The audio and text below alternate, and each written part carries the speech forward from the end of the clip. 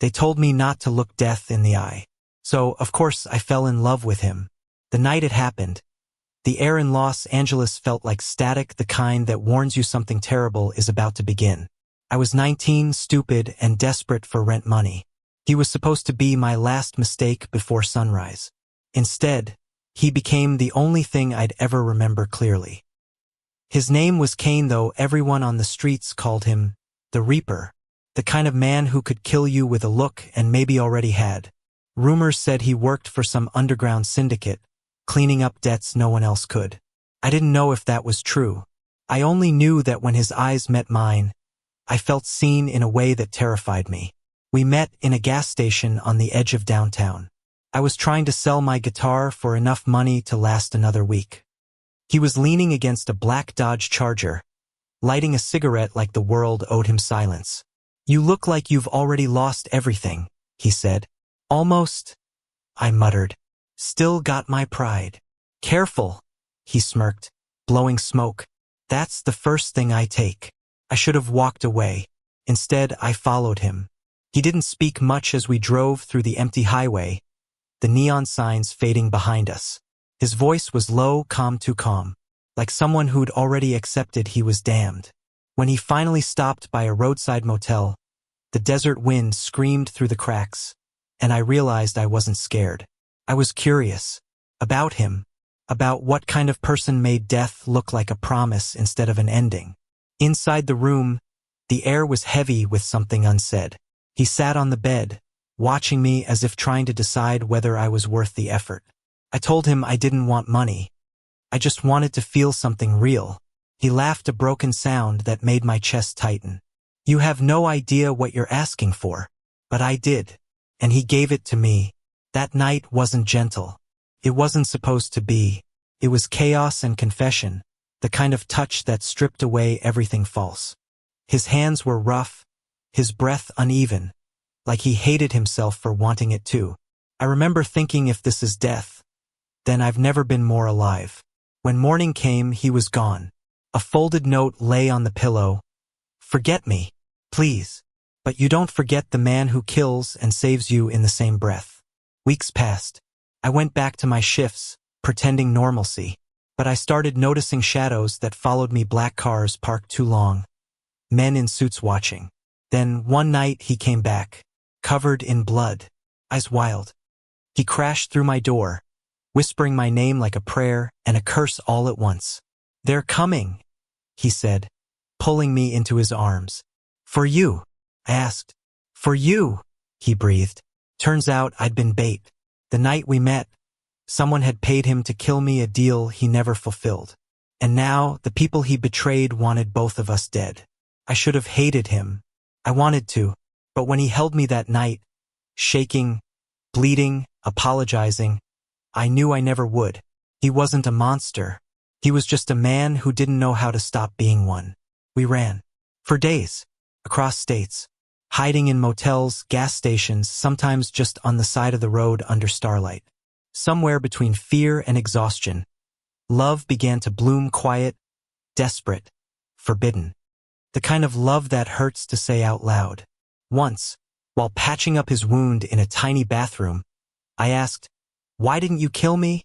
He looked at me for a long time, eyes glistening like wet steel. "Because for the first time," he whispered, "I wanted something I wasn't paid to take."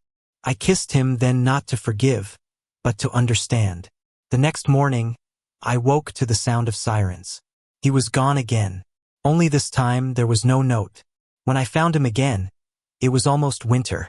Snow in New Mexico doesn't fall gently, it devours. The world turns white and silent, and even ghosts sound like they're whispering prayers. I'd been looking for him for weeks, following half-burned rumors, cold motel receipts, and the ache in my chest that refused to fade. And there he was, Cain, sitting on the hood of that same black Charger, cigarette burning low between his fingers, blood on his knuckles like a signature he couldn't wash away.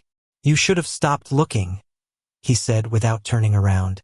"You should have stopped running," I replied. He exhaled a cloud of smoke that curled like a sigh. "You don't know what I've done since that night." "I don't care," I said.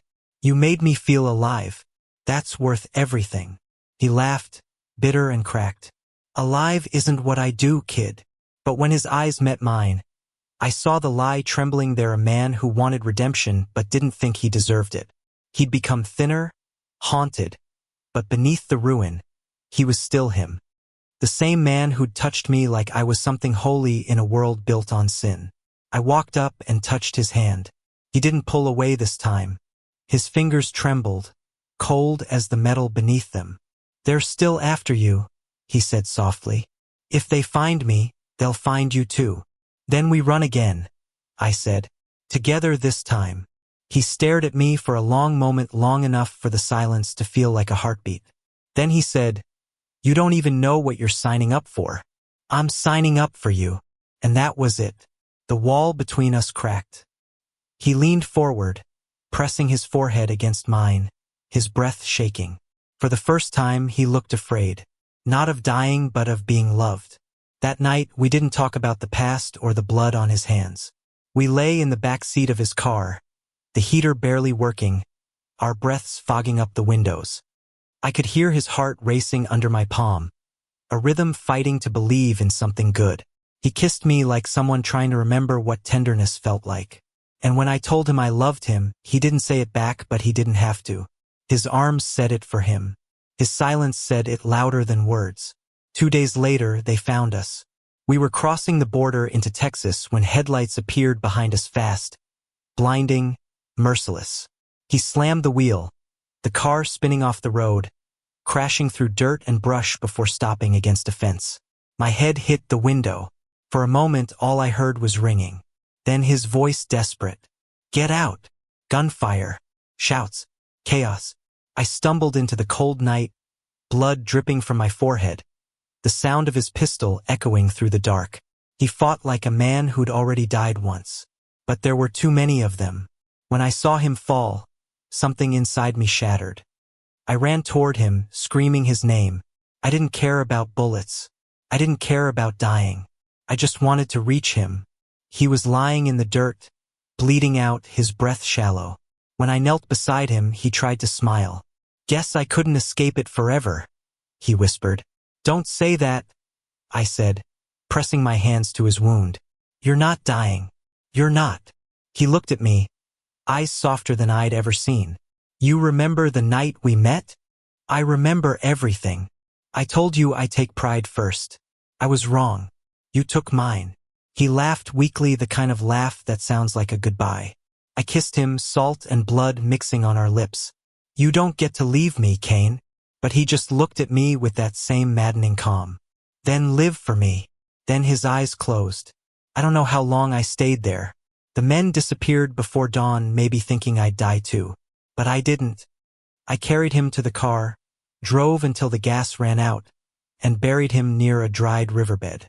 The sunrise looked cruel that morning, like the world had moved on without asking permission. I thought that was the end, until 2 years later I saw him again. It was in a small diner off Route 66. I was washing dishes, rebuilding my life one slow breath at a time. A man walked in wearing a gray hoodie, his hair longer, beard rough. I looked up and froze. It was him, scar on his temple, same tired smile, the impossible kind of alive. He sat at the counter, looked straight at me and said, "You still making bad decisions?" My heart stopped. Then I laughed, and cried, and crossed the room before my brain could catch up. I hugged him so tight he had to whisper, "Easy, I'm still healing." We didn't talk much after that. We didn't need to. The silence between us had changed, it wasn't hiding anymore. It was home. He told me someone in the organization owed him, faked his death, gave him a new name. He'd spent the past years running until he realized he didn't want to run without me. We left that night, no plans, no destination. Just the open road, headlights stretching into forever. Sometimes I still wake up to the sound of that desert wind, still feel the ghost of blood on my hands.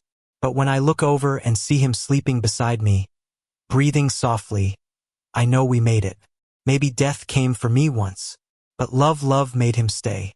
Thank you for listening. Don't forget to like and subscribe to stay updated with the latest videos.